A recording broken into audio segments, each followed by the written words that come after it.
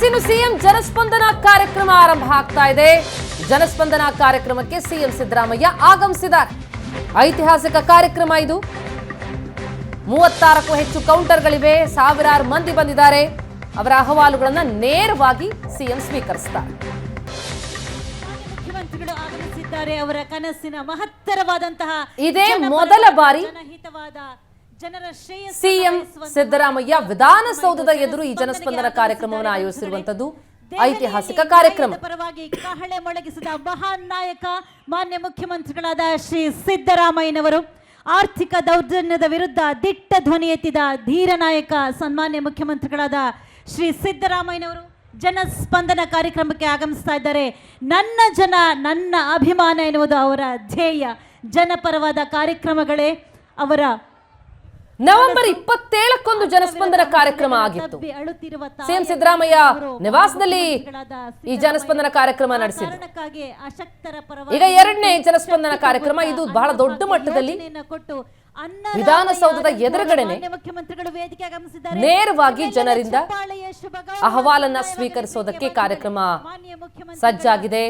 ನಾಡ ದೊರೆಯತ್ತ ತಮ್ಮ ಸಮಸ್ಯೆಗಳ ಸರಮಾಲೆಯನ್ನ ಹೊತ್ತು ಸಹಸ್ರಾರು ಮಂದಿ ಜನ ಬೆಳಗಿನಿಂದ ಸಾಲುಗಟ್ಟಿ ನಿಂತಿದ್ದಾರೆ. ಮಾನ್ಯ ಸಚಿವರಾದ ಪ್ರಿಯಾಂಕ್ ಖರ್ಗೆ ಅವರು ಆಗಮಿಸಿದ್ದಾರೆ. ಮಾನ್ಯ ನಗರಾಭಿವೃದ್ಧಿ ಸಚಿವರಾದ ಭೈರತಿ ಸುರೇಶ್ ಅವರು ಕೂಡ ಆಗಮಿಸಿದ್ದಾರೆ. ಎಲ್ಲರತ್ತ ಕೈ ಬೀಸಿ ನಾನಿದ್ದೇನೆ ನಿಮ್ಮೊಂದಿಗೆ, ನಿಮ್ಮ ಕಷ್ಟಗಳಿಗೆ ಸ್ಪಂದಿಸುವಂತಹ ಕಾರ್ಯಕ್ಕಾಗಿ ನಾನು ಬಂದಿದ್ದೇನೆ ಎನ್ನುವಂತಹ ಆಶಯವನ್ನು ವ್ಯಕ್ತಪಡಿಸ್ತಾ ಇದ್ದಾರೆ ಮಾನ್ಯ ಮುಖ್ಯಮಂತ್ರಿಗಳಾದ ಶ್ರೀ ಸಿದ್ದರಾಮಯ್ಯನವರು.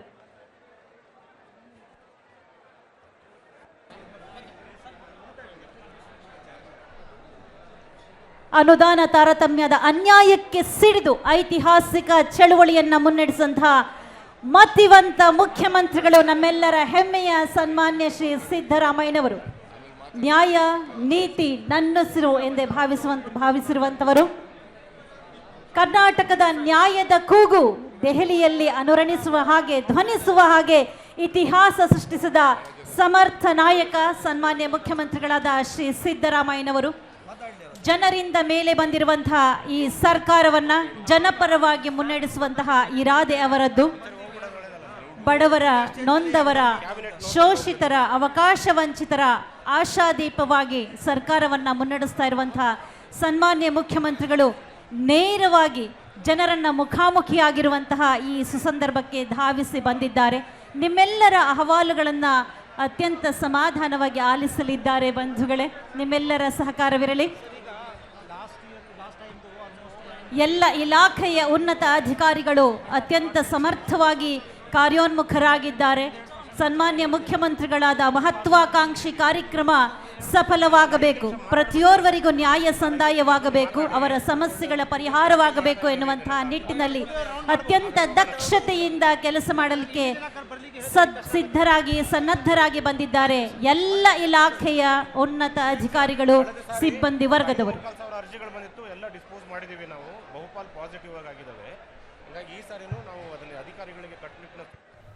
ಮಹಿಳಾ ಸಬಲೀಕರಣದತ್ತ ಗಮನಿಸ್ತಾ ಇದೀವಿ. ಸಿಎಂ ಸಿದ್ದರಾಮಯ್ಯ ಬಂದಿದ್ದಾರೆ. ಈಗಾಗಲೇ ಬೆಳಗಿನಿಂದಲೂ ಕೂಡ ಸಾಲುಗಟ್ಟಿ ನಿಂತಿದ್ದಾರೆ ಜನ ತಮ್ಮ ತಮ್ಮ ಸಮಸ್ಯೆಗಳನ್ನ ನಾಡಿನ ದೊರೆಯ ಬಳಿ ಹೇಳ್ಕೊಳ್ಳೋದಕ್ಕಾಗಿ. ವಿಧಾನಸೌಧದಲ್ಲಿ ನಡೀತಾ ಇರುವಂತಹ ಐತಿಹಾಸಿಕ ಕಾರ್ಯಕ್ರಮ ಇದು. ಇಷ್ಟು ದೊಡ್ಡ ಮಟ್ಟದಲ್ಲಿ ಜನರ ಸಮಸ್ಯೆಗಳನ್ನ ನೇರವಾಗಿ ಸಿಎಂ ಸಿದ್ದರಾಮಯ್ಯ ಪರಿಹರಿಸೋದಕ್ಕೆ ಆಯೋಜಿಸಿರುವಂತಹ ಈ ಕಾರ್ಯಕ್ರಮ. ಬೆಳಗಿನಿಂದಲೂ ಕೂಡ ಬಹಳಷ್ಟು ಮಂದಿ ಬಂದಿದ್ದಾರೆ. ರಾಜ್ಯದ ಮೂಲೆ ಮೂಲೆಯಿಂದ ಬಂದಿರುವಂತಹ ಜನ ತಮ್ಮ ತಮ್ಮ ಸಮಸ್ಯೆಗಳನ್ನ ಹೇಳ್ಕೊಳ್ಳೋದಕ್ಕೆ ದಾಖಲೆಗಳೊಂದಿಗೆ ಸಿದ್ಧ ಆಗಿದೆ. ಬಂದಂತವರು ರಿಜಿಸ್ಟರ್ ಮಾಡ್ಕೋಬೇಕು. ನಂತರ ಅಲ್ಲಿ 36ಕ್ಕೂ ಹೆಚ್ಚು ಕೌಂಟರ್ಗಳಿವೆ. ವ್ಯವಸ್ಥಿತವಾಗಿ ಸಿದ್ಧತೆ ಮಾಡಿಕೊಳ್ಳಲಾಗಿದೆ. ಹಸಿದವರಿಗೆ ಅನ್ನ ಉಣಿಸುವಂತಹ ಯೋಜನೆ ಇದು. ಸಂಕಷ್ಟಗಳನ್ನ ಅರಿತವರು ಮಾತ್ರ ಸಾರ್ವಜನಿಕರ ಹಿತವನ್ನು ಬಯಸುವಂತಹ ಯೋಜನೆಗಳನ್ನು ರೂಪಿಸುವುದು ಸಾಧ್ಯವಾಗುತ್ತೆ. ಸಮಾಜದ ಕಟ್ಟ ಕಡೆಯ ಮನುಷ್ಯನ ಕಡೆಗೂ ಕಣ್ಣು ಹಾಯಿಸುವಂತಹ, ಅವರ ಕುಂದುಕೊರತೆಗಳನ್ನು ಆಲಿಸುವಂತಹ ಸಮಾಧಾನಿ,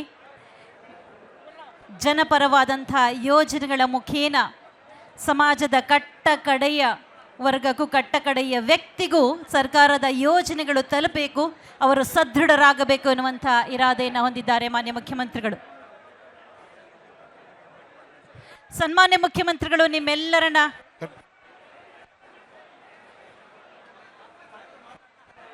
ಸನ್ಮಾನ್ಯ ಮುಖ್ಯಮಂತ್ರಿಗಳು ಇದೀಗ ತಮ್ಮೆಲ್ಲರನ್ನ ಉದ್ದೇಶಿಸಿ ಮಾತನಾಡಲಿದ್ದಾರೆ.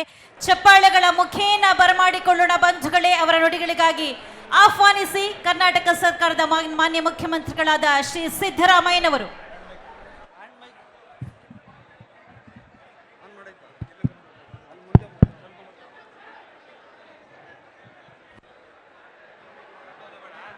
ಆತ್ಮೀಯ ಬಂಧುಗಳೇ, ಎಲ್ಲ ತಾಯಂದಿರೇ, ಯುವಕ ಮಿತ್ರರೇ, ಇವತ್ತು ರಾಜ್ಯ ಮಟ್ಟದ 2ನೇ ಜನಸ್ಪಂದನ ಕಾರ್ಯಕ್ರಮವನ್ನು ಹಮ್ಮಿಕೊಂಡಿದ್ದೀವಿ. ಮೊದಲನೇ ಜನಸ್ಪಂದನ ಕಾರ್ಯಕ್ರಮ ನವೆಂಬರ್ 27ನೇ ತಾರೀಕು ನಡೆದಿತ್ತು. ದಯಮಾಡಿ ಎಲ್ಲರೂ ಕೂಡ ನಿಶ್ಶಬ್ದವಾಗಿರಬೇಕು.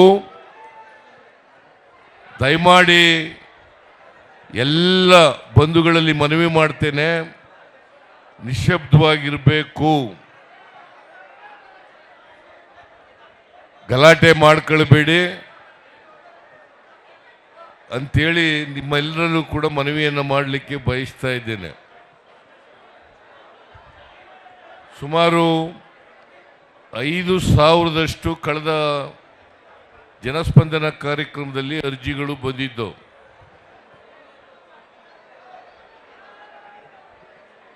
ಆ ಅರ್ಜಿಗಳಲ್ಲಿ 98% ಆ ಎಲ್ಲ ಅರ್ಜಿಗಳಿಗೂ ಕೂಡ ನಮ್ಮ ಅಧಿಕಾರಿಗಳು ಅವರ ಸಮಸ್ಯೆಗಳಿಗೆ ಪರಿಹಾರ ಕೊಡ್ತಕ್ಕಂಥ ಪ್ರಾಮಾಣಿಕ ಪ್ರಯತ್ನವನ್ನು ಮಾಡಿದ್ದಾರೆ. ಇನ್ನೊಂದು 2% ಮಾತ್ರ ಉಳಿದಿರಬಹುದು. 5,000ದಲ್ಲಿ 200 ಚಿಲ್ಲರೆ ಅರ್ಜಿಗಳು ಮಾತ್ರ ಉಳಿದಿದ್ದಾವೆ. ಅವು ಕೂಡ ಕೆಲವೇ ದಿನಗಳಲ್ಲಿ ಇತ್ಯರ್ಥ ಆಗ್ತವೆ. ಸೊ ಇದು 2ನೇ ಜನಸ್ಪಂದನ ಕಾರ್ಯಕ್ರಮ. ಸುಮಾರು 10,000ಕ್ಕೂ ಹೆಚ್ಚು ಜನರು ತಮ್ಮ ಸಮಸ್ಯೆಗಳನ್ನು ಒತ್ತು ಇಲ್ಲಿ ಬಂದಿದ್ದೀರಿ.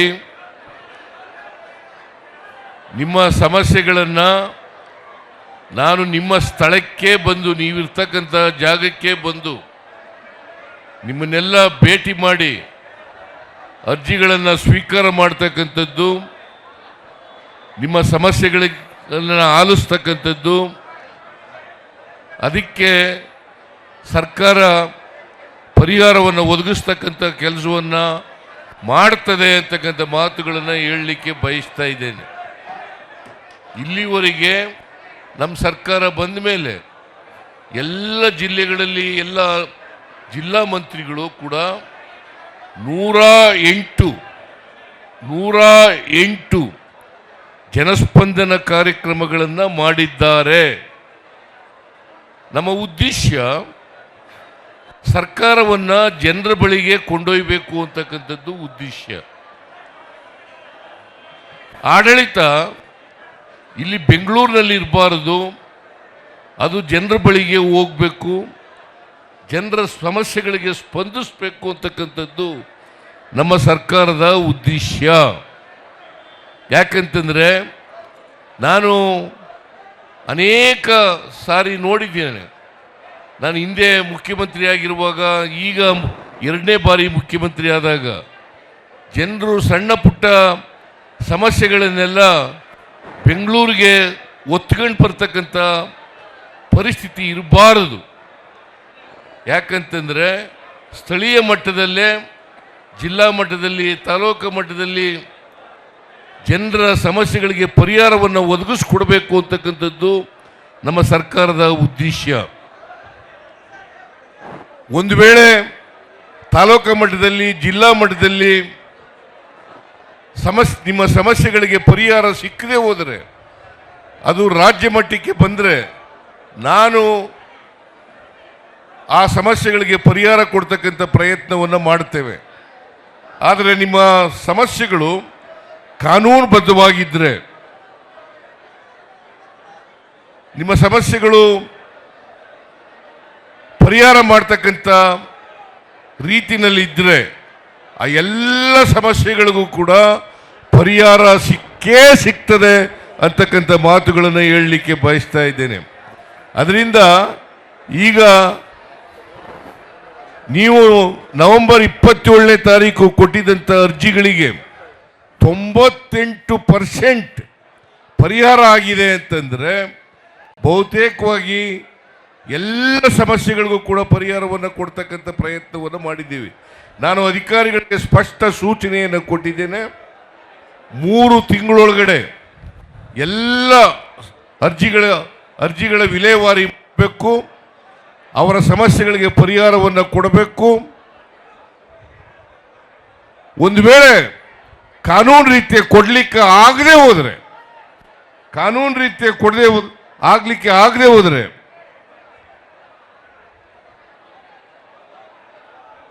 ಅದಕ್ಕೆ ಇಂಬರಹವನ್ನ ಇಂಥ ಕಾರಣಗಳಿಗೋಸ್ಕರ ನಿಮ್ಮ ಸಮಸ್ಯೆಗೆ ಪರಿಹಾರ ಕೊಡಕ್ಕಾಗಲ್ಲ, ಇದು ಕಾನೂನಿಗೆ ವಿರುದ್ಧ ಆಗಿರೋದ್ರಿಂದ ಅಥವಾ ಮಾಡಲಿಕ್ಕೆ ಬಾರದೇ ಇದ್ದರಿಂದ ನಿಮ್ಮ ಸಮಸ್ಯೆಗೆ ಪರಿಹಾರ ಕೊಡಲಿಕ್ಕಾಗಿಲ್ಲ ಅಂತಕ್ಕಂಥ ಇಂಬರಹ ಅದು ಯಾರು ಅರ್ಜಿ ಕೊಟ್ಟಿದ್ದಾರೆ ಅವರ ವಿಳಾಸಕ್ಕೆ ತಲುಪಿಸಬೇಕು ಅಂತಕ್ಕಂಥದ್ದನ್ನು ಕೂಡ ಸ್ಪಷ್ಟವಾದಂಥ ಸೂಚನೆಯನ್ನು ಅಧಿಕಾರಿಗಳಿಗೆ ಕೊಟ್ಟಿದ್ದೇನೆ. ಅದರಿಂದ ಯಾರೂ ಕೂಡ ನಿಮ್ಮ ಅರ್ಜಿಗಳ ಮೇಲೆ ನಮಗೇನು ಪರಿಹಾರ ಸಿಕ್ಕಲಿಲ್ಲ ಅಂತಕ್ಕಂಥ ಭಾವನೆ ಬರಬೇಕಾದಂಥ ಅಗತ್ಯ ಇಲ್ಲ. ಎಲ್ಲ ಸಮಸ್ಯೆಗಳಿಗೂ ಕೂಡ ಪರಿಹಾರವನ್ನು ಒದಗಿಸ್ಕೊಡ್ತಕ್ಕಂಥ ಕೆಲಸವನ್ನು ಮಾಡ್ತೇವೆ. ನಾವು ಈ ಜನಸ್ಪಂದನ ಕಾರ್ಯಕ್ರಮವನ್ನು ಹಮ್ಮಿಕೊಂಡಿರ್ತಕ್ಕಂಥದ್ದು ಆಡಳಿತ ಚುರುಕಾಗಬೇಕು, ಆಡಳಿತ ಚುರುಕುಗೊಳ್ಳಬೇಕು, ಆಡಳಿತ ಜನರ ಸಮಸ್ಯೆಗಳಿಗೆ ಸ್ಪಂದಿಸ್ತಕ್ಕಂಥ ರೀತಿಯಲ್ಲಿ ಇರಬೇಕು. ಯಾಕಂತಂದರೆ ನಾವು ಅನೇಕ ಕಾರ್ಯಕ್ರಮಗಳನ್ನು ಮಾಡ್ತೀವಿ, ಬಡವರ ಕಾರ್ಯಕ್ರಮಗಳು. ಈ ಬಡವರ ಕಾರ್ಯಕ್ರಮಗಳು ಯಾವ ಫಲಾನುಭವಿ ಇದ್ದಾನೆ ಆ ಫಲಾನುಭವಿಗೆ ನೇರವಾಗಿ ತಲುಪಬೇಕು. ಈಗ 5 ಗ್ಯಾರಂಟಿಗಳನ್ನು ಘೋಷಣೆ ಮಾಡಿದ್ದೀವಿ. ನಾವು ಅಧಿಕಾರಕ್ಕೆ ಬಂದು ಇನ್ನೂ 9 ತಿಂಗಳುಗಳಾಗಿಲ್ಲ. ಈ 8 ತಿಂಗಳುಗಳಲ್ಲೇ ಎಲ್ಲ ಗ್ಯಾರಂಟಿಗಳನ್ನು ಕೂಡ ಜಾರಿ ಮಾಡಿದ್ದೇವೆ. ಬಿಜೆಪಿಯವರು ಗೇಲಿ ಮಾಡ್ತಿದ್ರು, ಈ ಗ್ಯಾರಂಟಿಗಳನ್ನು ಜಾರಿ ಮಾಡಲಿಕ್ಕೆ ಸಾಧ್ಯ ಇಲ್ಲ. ಒಂದು ವೇಳೆ ಮಾಡಿದ್ರೆ ಕರ್ನಾಟಕ ರಾಜ್ಯ ಆರ್ಥಿಕವಾಗಿ ದಿವಾಳಿ ಆಗ್ಬಿಡ್ತದೆ, ಮಾಡಕ್ಕೆ ಸಾಧ್ಯನೇ ಇಲ್ಲ ಅಂತ ಹೇಳಿದ್ರು. ಇಲ್ಲಿರ್ತಕ್ಕಂಥ ಲೀಡರ್ಗಳು, ವಿರೋಧ ಪಕ್ಷದಲ್ಲಿರ್ತಕ್ಕಂಥ ಲೀಡರ್ಗಳು, ಕರ್ನಾಟಕ ರಾಜ್ಯದಲ್ಲಿ ಇರ್ತಕ್ಕಂಥವರು, ಅವರು ಇಲ್ಲ ಈಗ ಕೊಟ್ಬಿಡ್ತಾರೆ ಆಮೇಲೆ ನಿಲ್ಲಿಸ್ಬಿಡ್ತಾರೆ. ನಾನು ಸ್ಪಷ್ಟಪಡಿಸಲಿಕ್ಕೆ ಬಯಸ್ತಾ ಇದ್ದೇನೆ, ಇದು ಬಡವರ ಕಾರ್ಯಕ್ರಮ, ಜೊತೆಗೆ ಸಮಾಜದಲ್ಲಿ ಸಮಾನತೆಯನ್ನು ತರಲಿಕ್ಕೆ ಮಾಡಿರ್ತಕ್ಕಂಥ ಕಾರ್ಯಕ್ರಮಗಳು, ಅಸಮಾನತೆಯನ್ನು ಹೋಗಲಾಡಿಸ್ಲಿಕ್ಕೋಸ್ಕರ ಮಾಡಿರ್ತಕ್ಕಂಥ ಕಾರ್ಯಕ್ರಮಗಳು. ನಾವು ಸಂವಿಧಾನದಲ್ಲಿ ನಂಬಿಕೆ ಇಟ್ಕೊಂಡಿರ್ತಕ್ಕಂಥವ್ರು, ಬಸವಾದಿ ಶರಣರ ವಿಚಾರಗಳಲ್ಲಿ ನಂಬಿಕೆ ಇಟ್ಕೊಂಡಿರ್ತಕ್ಕಂಥವ್ರು, ಸಮಾಜ ನಿರ್ಮಾಣ ಆಗಬೇಕು ಅಂತಕ್ಕಂಥದ್ರಲ್ಲಿ ನಂಬಿಕೆ ಇಟ್ಕೊಂಡಿರ್ತಕ್ಕಂಥವ್ರು. ಅದರಿಂದ ನಮ್ಮ ಉದ್ದೇಶ ಸಮಾಜದಲ್ಲಿ ನೆಮ್ಮದಿ ಶಾಂತಿ ಇರಬೇಕು. ಅದಾಗಬೇಕಾದ್ರೆ ಸಮಾನತೆ ಬರಬೇಕು, ಜೊತೆಗೆ ಭ್ರಾತೃತ್ವ ಬೆಳಿಬೇಕು, ಸಮಾನತೆ ಬರಬೇಕು, ಅಸಮಾನತೆ ಹೋಗಬೇಕು. ಅದು ಹೋದಾಗ ಮಾತ್ರ ಸಮಾಜದಲ್ಲಿ ನೆಮ್ಮದಿ ಶಾಂತಿಯನ್ನು ಕಾಪಾಡಲಿಕ್ಕೆ ಸಾಧ್ಯ ಆಗ್ತದೆ. ಜೊತೆಗೆ ಕಾನೂನಿನ ಸುವ್ಯವಸ್ಥೆ ಇದ್ದರೆ, ರಾಜ್ಯದಲ್ಲಿ ಕಾನೂನಿನ ಸುವ್ಯವಸ್ಥೆ ಇದ್ದರೆ ನಮ್ಮಲ್ಲಿ ಬಂಡವಾಳ ಹೂಡಿಕೆಯೂ ಕೂಡ ಅದು ತಾನಾಗೇ ಹರಿದು ಬರಲಿಕ್ಕೆ ಸಾಧ್ಯ ಆಗ್ತದೆ. ಆ ಕಾರಣದಿಂದ ಇವತ್ತು ರಾಜ್ಯದ ಆರ್ಥಿಕ ಸಾಮಾಜಿಕ ಬದಲಾವಣೆಯನ್ನು ತರಲಿಕ್ಕೋಸ್ಕರ, ಅಸಮಾನತೆಯನ್ನು ಹೋಗಲಾಡಿಕ್ಕೋಸ್ಕರ ಇಂಥ ಜನಸ್ಪಂದನ ಕಾರ್ಯಕ್ರಮಗಳು ಅಗತ್ಯ ಅಂತೇಳಿ ನಾನು ತಿಳ್ಕೊಂಡಿದ್ದೇನೆ. ಮತ್ತು 5 ಗ್ಯಾರಂಟಿಗಳನ್ನು ನಾವು ಏನು ಜಾರಿಗೆ ಕೊಟ್ಟಿದ್ದೀವಿ, ಈ 5 ಗ್ಯಾರಂಟಿಗಳು ಜನರಿಗೆ ತಲುಪಿದ ಇಲ್ವಾ ಅಂತಕ್ಕಂಥದ್ದನ್ನು ಕೂಡ ತಿಳ್ಕೊಳ್ಳಿಕ್ಕೆ ಸಾಧ್ಯ ಆಗ್ತದೆ. ಜನಜಾಗೃತಿ ಆಗಬೇಕು ಇವತ್ತು. ಯಾಕಂದರೆ ಅನೇಕ ವಿರೋಧ ಪಕ್ಷದವರು ಅಪಪ್ರಚಾರ ಮಾಡಿ ಜನರನ್ನು ದಾರಿ ತಪ್ಪಿಸ್ತಕ್ಕಂಥ ಕೆಲಸವನ್ನು ಮಾಡ್ತಾರೆ. ಅದಕ್ಕೆ ನಾನು ನಿಮ್ಮಲ್ಲಿ ಕಿವಿ ಮಾತನ್ನು ಹೇಳಲಿಕ್ಕೆ ಬಯಸ್ತಾ ಇದ್ದೇನೆ. ವಿರೋಧ ಪಕ್ಷದವರ ಮಾತುಗಳನ್ನು ಕೇಳಬೇಡಿ. ಅವರು ಅಧಿಕಾರದಲ್ಲಿದ್ದಾಗ ಏನೂ ಮಾಡಲಿಲ್ಲ. ನಾವು ಮಾಡಲಿಕ್ಕೆ ಪ್ರಾರಂಭ ಮಾಡಿದ ಮೇಲೆ ಈ ಥರ ಸುಳ್ಳುಗಳನ್ನು ಹೇಳ್ಕೊಂಡು ತಪ್ಪು ದಾರಿಗೆ ಜನರನ್ನು ತಪ್ಪು ದಾರಿಗೆ ಎಳೀತಕ್ಕಂಥ ಪ್ರಯತ್ನವನ್ನು ಮಾಡ್ತಾ ಇದ್ದಾರೆ. ಈ ಮಾತುಗಳನ್ನು ಭಾಳ ಸ್ಪಷ್ಟಪಡಿಸಲಿಕ್ಕೆ ಬಯಸ್ತಾ ಇದ್ದೇನೆ. ಈ 5 ಗ್ಯಾರಂಟಿಗಳು ಈಗಾಗಲೇ ನೀವು ಯಾರನ್ನಾರು ವಿಚಾರ ಮಾಡಿ, ಮಾಧ್ಯಮದವರು ವಿಚಾರ ಮಾಡಬೇಕು. ಮಾಧ್ಯಮದವರು ಎಲ್ರಿಗೂ ಕೂಡ ನಾನು ನಿಮ್ಮಲ್ಲಿ ಮನವಿ ಮಾಡ್ತೇನೆ, ವಿಚಾರ ಮಾಡಬೇಕು. ಶಕ್ತಿ ಯೋಜನೆ ಆಗ್ತಾ ಇದೆಯಾ ಇಲ್ವಾ? ಗೃಹ ಜ್ಯೋತಿ ಆಗ್ತಾ ಇದೆಯಾ ಇಲ್ವಾ? ಗೃಹಲಕ್ಷ್ಮಿ ಆಗ್ತಾ ಇದೆಯಾ ಇಲ್ವಾ? ಅನ್ನಭಾಗ್ಯ ಕಾರ್ಯಕ್ರಮ ಜಾರಿ ಆಗ್ತಾ ಇದೆಯೇ ಇಲ್ವಾ? ಯುವ ನಿಧಿ ಕಾರ್ಯಕ್ರಮ ಜಾರಿ ಆಗ್ತಾ ಇದೆಯೇ ಇಲ್ವಾ? ಇವನ್ನ ನೀವು ವೆರಿಫೈ ಮಾಡಬೇಕು. ಜನರ ಬಳಿ ಹೋಗ್ಬೇಕು, ಜನರನ್ನು ಕೇಳಬೇಕು. ನಾನು ಅನೇಕ ಸಭೆಗಳಲ್ಲಿ ಜನರ ಜೊತೆ ಮಾತನಾಡುವಾಗ ಕೇಳ್ತಾ ಇರ್ತೀನಿ, ನಿಮಗೆ ಶಕ್ತಿ ಯೋಜನೆಯಿಂದ ಉಪಯೋಗ ಆಗಿದೆಯಾ? ಅನ್ನಭಾಗ್ಯ ಕಾರ್ಯಕ್ರಮದಿಂದ ಉಪಯೋಗ ಆಗಿದೆಯಾ? ಗೃಹ ಜ್ಯೋತಿ ಕಾರ್ಯಕ್ರಮದಿಂದ ಉಪಯೋಗ ಆಗಿದೆಯಾ? ಗೃಹಲಕ್ಷ್ಮಿ ಯೋಜನೆಯಿಂದ ಉಪಯೋಗ ಆಗಿದೆಯಾ? ಯಾರಿಗೆ ಬಂದಿದೆ? ಕೈ ಎತ್ತಿ ಬಂದಿದ್ದರೆ ಕೈ ಎತ್ತಿ ಅಂತೇಳಿ ಅನೇಕ ಸಾರ್ವಜನಿಕ ಸಭೆಗಳಲ್ಲಿ ನಾನು ಕೇಳಿದ್ದೀನಿ. ಜನರು ಅದಕ್ಕೆ ಸ್ಪಂದನೆಯನ್ನು ಮಾಡಿದ್ದಾರೆ. ಅದರ ಅರ್ಥ ಈ ಕಾರ್ಯಕ್ರಮಗಳು ಜಾರಿ ಆಗ್ತಾ ಇದ್ದಾವೆ. ಮತ್ತೆ ನಾನು ಸ್ಪಷ್ಟಪಡಿಸಲಿಕ್ಕೆ ಬಯಸ್ತಾ ಇದ್ದೇನೆ, ಇನ್ನೊಂದು ಆರೋಪ ಮಾಡ್ತಾರೆ ವಿರೋಧ ಪಕ್ಷದವರು. ಏನಪ್ಪ ಅಂತಂದರೆ, ಈ ಕಾರ್ಯಕ್ರಮಗಳನ್ನು ಮಾಡಿಬಿಟ್ಟು ಬೇರೆ ಅಭಿವೃದ್ಧಿ ಕೆಲಸಗಳು ಮಾಡಲಿಕ್ಕೆ ಹಣ ಇಲ್ಲ ಈ ಸರ್ಕಾರದಲ್ಲಿ. ಇವು ಅಭಿವೃದ್ಧಿ ಕೆಲಸಗಳಲ್ವಾ? 5 ಗ್ಯಾರಂಟಿಗಳು ಮಾಡಿರ್ತಕ್ಕಂಥದ್ದು ಅಭಿವೃದ್ಧಿ ಕೆಲಸಗಳಲ್ವಾ? ಹಣ ಖರ್ಚು ಮಾಡೋದು ಇದಕ್ಕೆ, ಈ ಅಭಿವೃದ್ಧಿ ಕೆಲಸಗಳಿಗಲ್ವಾ? ಜನರ ಬಡತನ ಹೋಗ್ಲಾಡಿಸ್ಲಿಕ್ಕಲ್ವಾ? ಸಮಾನತೆಯನ್ನು ತರಲಿಕ್ಕಲ್ವಾ? ಅವರಿಗೆ, ಈ ವಿರೋಧ ಪಕ್ಷದವರಿಗೆ ಅಭಿವೃದ್ಧಿ ಅಂದರೆ ಗೊತ್ತಿಲ್ಲ, ಅವರಿಗೆ ಸಮಾನತೆ ಅಂದರೆ ಗೊತ್ತಿಲ್ಲ, ಸಾಮಾಜಿಕ ನ್ಯಾಯ ಅಂದರೆ ಗೊತ್ತಿಲ್ಲ. ಹಾಗಾಗಿ ಇಂಥ ಕ್ಷುಲ್ಲಕ ಮಾತುಗಳನ್ನು ಆಡ್ತಾರೆ ಅಂತಕ್ಕಂಥ ಮಾತುಗಳನ್ನು ತಮಗೆ ತಿಳಿಸ್ಲಿಕ್ಕೆ ಬಯಸ್ತಾ ಇದ್ದೇನೆ. ಈಗ ನಾನೇ ನೀವಿರ್ತಕ್ಕಂಥ ಜಾಗಕ್ಕೆ ಬರ್ತೀನಿ, ಅರ್ಜಿಗಳನ್ನು ಸ್ವೀಕಾರ ಮಾಡ್ತೀನಿ. ಅದಕ್ಕೆ ಎಲ್ಲ ಅರ್ಜಿಗಳಿಗೂ ಕೂಡ ಎಲ್ಲ ಅಧಿಕಾರಿಗಳು ಕೂಡ ಇದ್ದಾರೆ. ಎಲ್ಲ ಅಧಿಕಾರಿಗಳು ಕೂಡ ನಿಮ್ಮ ಅರ್ಜಿಗಳಿಗೆ ಅಟೆಂಡ್ ಮಾಡಿ ನಿಮ್ಮ ಸಮಸ್ಯೆಗಳಿಗೆ ಪರಿಹಾರ ಕೊಡ್ತಕ್ಕಂಥ ಕೆಲಸವನ್ನು ಮಾಡ್ತಾರೆ ಅಂತಕ್ಕಂಥ ಮಾತುಗಳನ್ನು ಹೇಳಲಿಕ್ಕೆ ಬಯಸ್ತೇನೆ. ಮತ್ತು ಈಗಾಗಲೇ ನಮ್ಮ ಎಲ್ಲ ಜಿಲ್ಲಾ ಮಂತ್ರಿಗಳಿಗೂ ನಾನು ಸೂಚನೆಯನ್ನು ಕೊಟ್ಟಿದ್ದೀನಿ, ನಿಮ್ಮ ಜಿಲ್ಲೆಗಳಲ್ಲಿ ಜನಸ್ಪಂದನ ಕಾರ್ಯಕ್ರಮ ಮಾಡಬೇಕು.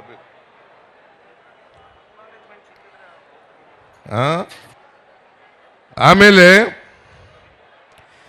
ನೀವು ಎಲ್ಲೆಲ್ಲಿ ಕೂತಿದ್ದೀರಿ ಅಲ್ಲೇ ಬರ್ತೀನಿ, ಅಲ್ಲೇ ಬಂದು ಅರ್ಜಿಗಳನ್ನು ಸ್ವೀಕಾರ ಮಾಡಿ ನಿಮಗೆ ನಿಮ್ಮ ಸಮಸ್ಯೆಗಳಿಗೆ ಸ್ಥಳದಲ್ಲೇ ಪರಿಹಾರ ಕೊಡಲಿಕ್ಕೆ ಸಾಧ್ಯ ಆದರೆ ಕೊಡ್ತೀವಿ.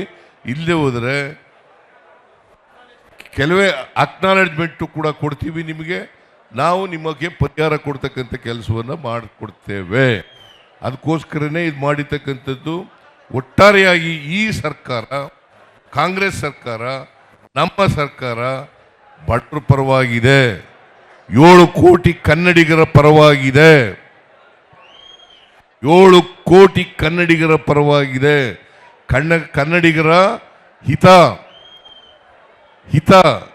ಕಾಯ್ತಕ್ಕಂಥದ್ದೇ ನಮ್ಮ ಕೆಲಸ, ನಮ್ಮ ಕರ್ತವ್ಯ ಅಂತಕ್ಕಂಥ ಮಾತುಗಳನ್ನು ಸಂದರ್ಭದಲ್ಲಿ ಹೇಳಿ ನಾನು ಹೆಚ್ಚು ಭಾಷಣ ಮಾಡಲಿಕ್ಕೆ ಹೋಗಲ್ಲ. ಮೊದಲ ಮಾತುಗಳಾಗಿ ಇದನ್ನು ಹೇಳಿ ನಾನೀಗ ನಿಮ್ಮ ಎಲ್ಲಿ ಕೂತಿದ್ದೀರಿ ಆ ಜಾಗಕ್ಕೆ ಬರ್ತೀನಿ ಅಂತಕ್ಕಂಥ ಮಾತುಗಳನ್ನು ಹೇಳಿ ನನ್ನ ಮಾತನ್ನು ಮುಗಿಸ್ತೇನೆ. ನಿಮ್ಮೆಲ್ರಿಗೂ ನಮಸ್ಕಾರ, ನಿಮ್ಮೆಲ್ಲರಿಗೂ ಸ್ವಾಗತ, ನಿಮ್ಮೆಲ್ಲರಿಗೂ ಸ್ವಾಗತ, ನಿಮ್ಮೆಲ್ಲರಿಗೂ ಸ್ವಾಗತ. ವಿಧಾನಸೌಧದ ಎದುರುಗಡೆ ಸಿಎಂ ಸಿದ್ದರಾಮಯ್ಯ ಆಡ್ತಾ ಇರುವಂತಹ ಮಾತಿದು. ಜನಸ್ಪಂದನ ಕಾರ್ಯಕ್ರಮ ಇದು 2ನೇ ಜನಸ್ಪಂದನ ಕಾರ್ಯಕ್ರಮ. ನವೆಂಬರ್ 27 ಅದಾದ ಬಳಿಕ ಅದು ಸಿಎಂ ನಿವಾಸದಲ್ಲಿ ನಡೆದಿತ್ತು. ಈಗ ಬಹಳ ದೊಡ್ಡ ಮಟ್ಟದಲ್ಲಿ ಅತಿ ಹೆಚ್ಚಿನ ಸಂಖ್ಯೆಯಲ್ಲಿ ಜನರ ಸಮಸ್ಯೆಗಳನ್ನ ಆಲಿಸೋದಕ್ಕೆ ಅಂತ ಹೇಳಿ ಸಿಎಂ ಸಿದ್ದರಾಮಯ್ಯ ವಿಧಾನಸೌಧದ ಎದುರು ಈ ಜನಸ್ಪಂದನ ಕಾರ್ಯಕ್ರಮವನ್ನು ಆಯೋಜಿಸಿದ್ದು.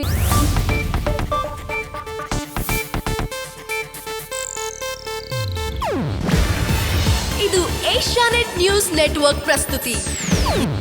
ನೀವು ನೋಡ್ತಿದ್ದೀರಾ ಏಷ್ಯಾನೆಟ್ ಸುವರ್ಣ ನ್ಯೂಸ್.